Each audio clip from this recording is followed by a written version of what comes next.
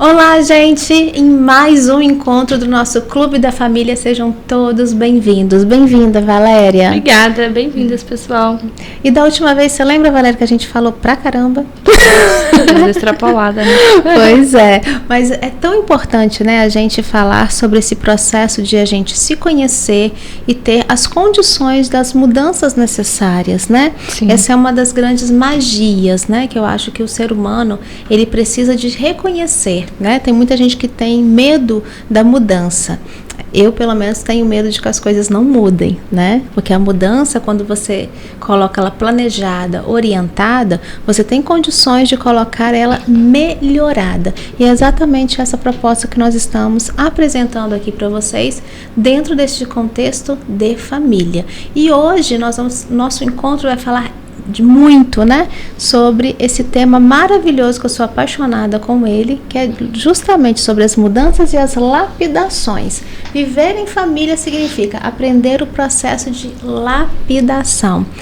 Lapidar vem de uma palavra que nós conhecemos muito nos processos das joias, né? Mas se a gente pegar a palavra relação, né, e dividir ela ao meio, eu não coloquei aqui como visual, não. Então, a gente vai ter que imaginar essa palavra. Relação é a ação de relar, né? Divide a palavra, fica ação de relar. O que é esse relar? Relar vem lá do contexto da física, no sentido de atrito, tá? Onde uma matéria está em atrito com outra e neste movimento elas vão se ajustando. Tá? Eu não sei se para os homens esse conceito ele é muito nítido, né? Mas para nós mulheres é muito, que é o ato de lixar as unhas, né? É uma matéria em relação, em atrito com outra e vai dando um novo formato. Tá? Então, por isso que a gente às vezes coloca a unha mais arredondada, mais quadradinha, agora a moda, né, mais pontuda. Então, a gente vai através da lixa fazendo esse processo de lixamento, vai dando um novo molde, mas para isso precisa de um atrito. É porque na nossa unha nós não sentimos dores, né? Mas em outras realidades, às vezes a dor ela tá presente, né? E aí que a gente às vezes está falando de alguém que está no processo, por exemplo, de fisioterapia, né? Fazer novos movimentos com as mãos, precisa ir de um contato, às vezes, com uma bola, um fortalecimento. Ou quando a gente está na academia, né? Pegando o músculo e colocando peso para ele se fortalecer, também é um tipo de atrito interno que o nosso músculo está sofrendo que nos causa, digamos assim, uma dor, né? Então, gente, esse processo de lapidação, ele vai envolver algum desconforto, não necessariamente dores ou sofrimentos, para talvez alguns casos, porque nós estamos falando aqui nesse contexto de família, talvez se tiver a presença de um vício, o desfazer daquele comportamento, ele pode causar uma dor ou um sofrimento, né? Porque você está deixando ali uma dependência, tá? Mas para a melhoria, essa dor ela vai ser necessária, tá? E é algo que a gente, né, quer pontuar aqui com vocês, que se existe algum tipo de um comportamento que não está favorável, né, principalmente nessa questão dos vícios aí, cigarro, bebidas, né, vamos evitar ao máximo, tá? Porque primeiramente pela nossa saúde e em segundo plano para nós sermos exemplos para os nossos filhos, né, de hábitos mais saudáveis, tá? Então, esse processo de lapidação vai envolver, para algumas situações, pode envolver uma dor, um sofrimento, mas para outras situações não necessariamente. É só um ajuste, é só um novo molde, né? Uma mudança, tá? Para a realidade daquela família ou daquele casal. Ok? Então vamos acompanhar aqui o que nós estamos trazendo hoje nesse sentido de processo de lapidação e de mudança, né? Pode passar. Tudo aquilo que se torna precioso precisa passar por um processo de transformação. Aqui tem 5 exemplos. Peças de arte através do barro, o vinho que vem da uva, o azeite que vem da azeitona, o cristal que vem do vidro, processo de transformação da pérola, do ouro ou diamante. Exatamente. Se a gente for olhar aqui, gente, todo o processo de uma lapidação, de uma mudança, a gente vai ter os melhores exemplos dentro da natureza, tá? E aí a gente trouxe esses 5 exemplos aqui para a gente lembrar até o que significa um monte de barro, né? Se a gente pegar lá, o que significa aquele monte de barro? O que se pode fazer com ele, né? Ou seja, tudo isso é um processo de transformação. Eu pegar uma matéria bruta e transformá-la, né? E graças a Deus, Deus nos deu essa inteligência para a gente transformar, né? Lembrando aqui, né? Essas peças também de arte, gente, igual o oleiro, né? Que pega aquele monte de barro, né? E transforma ele em xícaras, em pratos, só que não é somente pegar aquele monte de barro, fazer um molde e deixar secar e tá pronto. Não, ele vai pro fogo. Tem um processo, tem um processo, né? Então ele sofre pelas mudanças até ele ficar mais enrijecido e até mesmo para saber se ele vai ter uma durabilidade, né? O fogo ali, ele serve para testar a durabilidade e a resistência, porque se trincar ali, ele vai ter que começar o processo novamente, né? Agora, nós estamos falando aqui desse processo de lapidação. E quando lá no escritório tem a fonte, né? Onde às vezes não é só pegar também as mãos assim e formar o que eu quero e tá pronto. Não, às vezes é necessário pegar um instrumento, um bisturi, fazer um desenho, detalhes. Então é um processo que vai retirando aqui, que vai moldando ali. Ou seja, demora, não é um ciclo que é de imediato, tá? O vinho através da uva. Gente, se nós pegarmos aqui, por exemplo, uma caixinha de uvas lá no supermercado, qual que vai ser o preço dela mais ou menos? Uns R$10? Por aí. Vamos colocar assim, uns R$10, R$7. 7 para cima. De uns 7 na promoção, né? Agora, qual que é a durabilidade dessa uva? Uma semana. Mais, um pouquinho mais. Mas assim, depois de um mês a gente já pode pensar em alguns descartes, né? Salvo se ela estiver congelada. Mas mesmo assim, a durabilidade dela vai ser pouca. Agora, através daquela uva, no processo de amassar, e vamos lembrar aqui de como que era feito os vinhos antigamente, era pisando em cima delas mesmo, né? O processo de pisar, o processo de fazer toda aquela maceragem, né? Extraía dela o vinho, o líquido, né? Para se fazer o vinho. Qual que é o vinho mais caro que você conhece, Valéria? Eu não sou do vinho. Você não é? Não. Pois é. Alguns vinhos podem chegar até R$100 mil ou mais do que isso. Aqueles vinhos que são mais antigos, né? Mais antigos, né? E por que o mesmo produto tem valores diferentes?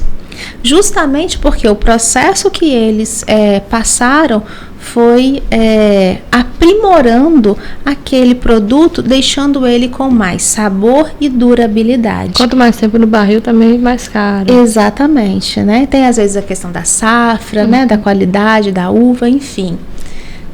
Então, isso só mostra pra gente que é o mesmo produto, só que em processos diferentes agrega mais valor. O primeiro, a gente falou do barro para uma peça de arte, né? Também, se a gente for colocar valor nela, também são peças muito enriquecidas, manual, um trabalho manual que é muito mais valoroso, mas é o mesmo produto, né? O segundo exemplo também é do vinho e da uva. Por que a uva está barata, né? Comparado ao que é o vinho, sendo que é o mesmo produto? Por causa do processo a qual ela foi submetida aqui. Se a gente for olhar a uva está in natura, né? O outro passou por um processo todo. Isso. E se a gente for olhar também dentro desse processo, se a gente for, entre aspas aqui, né? Imaginando, tá, gente? Vou perguntar para a uva se ela sofreu muito. Ela teve que se desfazer para ser extraído aquilo que foi o melhor dela. A mesma coisa acontece com o azeite e a azeitona. Para chegar a um azeite extra virgem, ela tem que ter uma pressão muito forte. Então, quanto mais pressão se dá se coloca na azeitona, mais virgem é o azeite, ou seja, com mais qualidade. E a mesma coisa, qual que é o valor de um pacotinho de azeitona e de um azeite? Tá? Então, quanto mais o processo dessa lapidação ela for mais trabalhada, trabalhoso e passar às vezes por um sofrimento, por umas certas dores para extrair aquilo que é de mais essencial para a durabilidade, mais ela vai ficar enriquecida, mais valor econômico Sim. ela vai ter, ok? Do cristal para o vidro é a mesma coisa, tá? E o processo de transformação da pérola, do ouro e do diamante também. A pérola que a gente só vai dar um destaque, que é por ser feito na concha, né? Entra-se na concha um material desconhecido, né, que vai dando um incômodo para ela, vai causando uma dor, porque ela é toda mucosa por dentro, então vai dando uma dor. E para ela se livrar daquela dor, ela vai fazendo um envolto de algo, de um material que é mais enrijecido, né, e liso. Por isso que ela é redondinha e resistente, porque é como se fosse uma afta na nossa boca, não incomoda. Então é como se a pérola, para encapar aquela afta, digamos assim, aquela dor, ela vai criando substâncias que vão fazendo essas camadas. Então é um produto liso e que não causa dor mais nela. Só que para fins econômicos, a pérola é o quê? É muito valiosa, é uma joia, tá? Então tem pérolas tanto de água doce quanto de água salgada. E quanto mais difícil de ser encontrado, mais valioso tem. Eu estava ouvindo, gente, esses dias, assim, que eu achei super interessante, eu quero trazer aqui para vocês. Tava conversando com uma amiga minha e vem acredito que seja um geólogo, né? Porque ele estava falando com tanta propriedade. Ele estava falando ao telefone, passou na minha frente, falou a frase que eu vou falar aqui e depois seguiu. E aí ele falou assim, na geologia, quanto mais profunda estiver a pedra, mais valiosa ela é. Ou seja, porque tem mais dificuldades de ser encontrada. Então, tudo que é muito difícil de ser encontrado tem um valor econômico muito mais agregado. Aí, nas palestras, eu trago esse exemplo e falo assim como a pérola, assim como o ouro e o diamante também, eu falo assim, ok, e você? Onde a gente encontra outra versão de você? Nem gêmeos são iguais. Né? E a gente tem, inclusive, nos nossos clientes, o casal de gêmeos. Sim. Né? Que você olha e fala, não parece que são gêmeos. Né? Então, nem os gêmeos idênticos, né? Nem gêmeos idênticos são iguais, porque tem personalidades diferentes, já tem gostos, né? Tem algum detalhe que é diferente, tem a digital que é diferente. Então vai ter sim uma diferença. Então, nós somos muito mais valiosos do que o diamante, do que o ouro, do que essas coisas que nós estamos falando, que têm um valor agregado Sim. à sociedade em termos até monetários. No entanto, nós estamos, infelizmente, esquecendo ou não cuidando dessa parte de dar valor ao ser humano. E é justamente na família, nesse núcleo mais importante, onde nós temos que falar para os nossos filhos, assim como o casal, né? Um para com o outro tem que falar da importância que tem. Nós não podemos esquecer da nossa identidade, da nossa importância, do nosso valor enquanto pessoa, tá? Então, dentro desses exemplos aqui, gente, nós estamos falando de um processo de lapidação onde uma matéria estava pouco valorizada e dentro de um processo que exigiu muito daquela matéria, ela se tornou mais valiosa. E é exatamente isso que nós estamos propondo aqui para vocês. Olharem para o contexto da família de vocês e verem quais processos precisam de ser melhorados. Pode exigir dor, sofrimento, desconforto? Pode, mas provavelmente vai, né? Porque mudar de comportamento, como nós vimos no nosso primeiro encontro, não é fácil. É no mínimo 21 dias para você mudar um comportamento. Agora, dentro desse raciocínio, o produto à frente, ele vai ser melhorado? Então, com certeza. Então, vale a pena passar por esse processo? Sim. Se for para melhorar a qualidade e a estrutura da sua família, vale a pena sim. Porque nós estamos falando voltando, né, no nosso último encontro, nós estamos falando de uma devolutiva para a sociedade a nível de formação humana, de caráter, de pessoas que estão sendo preparadas para dar continuidade aos nossos meios sociais também, às profissões. Sim. Né? E é dentro da família, a partir dessa educação socioemocional, que você pode e deve dar aos seus filhos, ok? Pode passar? E aqui estão exatamente os exemplos que nós estávamos falando, né? Da uva para o vinho, da azeitona para o azeite, dessa lapidação aqui, ó, né? Do oleiro que vai colocando detalhes, né? Na obra, e o exemplo da pérola dentro da concha, ok? Alguma dúvida, Valéria? Alguma colocação? Não. Tá tranquilo? Ok. Então, vamos avançando aqui no nosso próximo slide. Aqui, Valéria, a gente quer fazer um desafio, né, com quem está em casa, porque a gente vai trazer aqui um conceito desse processo de mudança, desse processo de lapidação, que é o que significa mudar, que vem de uma raiz da palavra cambiar, que ela é mais latina, que vem lá da Espanha, vem da Itália, né? E eu trouxe aqui um quadro onde estão, de um lado, todos os pronomes, eu, tu, ele, nós, vós, eles, como se fosse no português, né?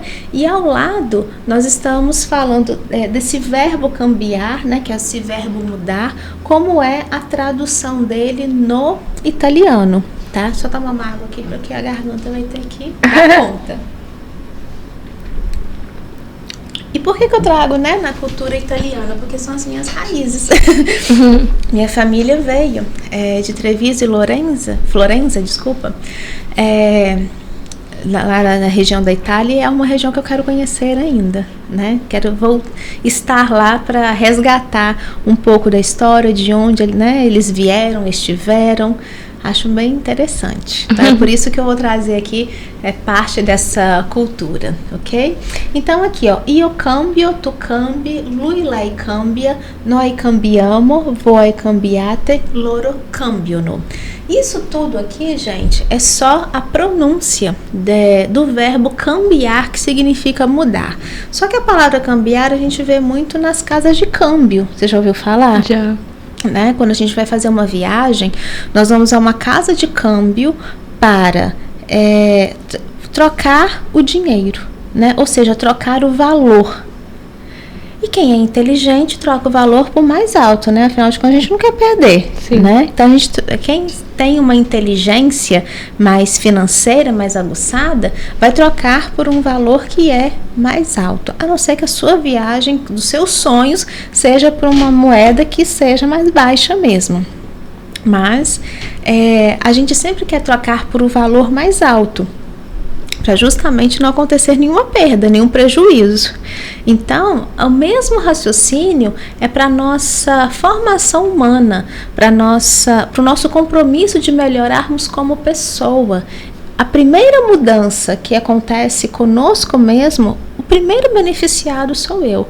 Consequentemente, é quem está ao meu redor. Então, por isso que vale a pena, sim, trocar o meu valor para mais, tá?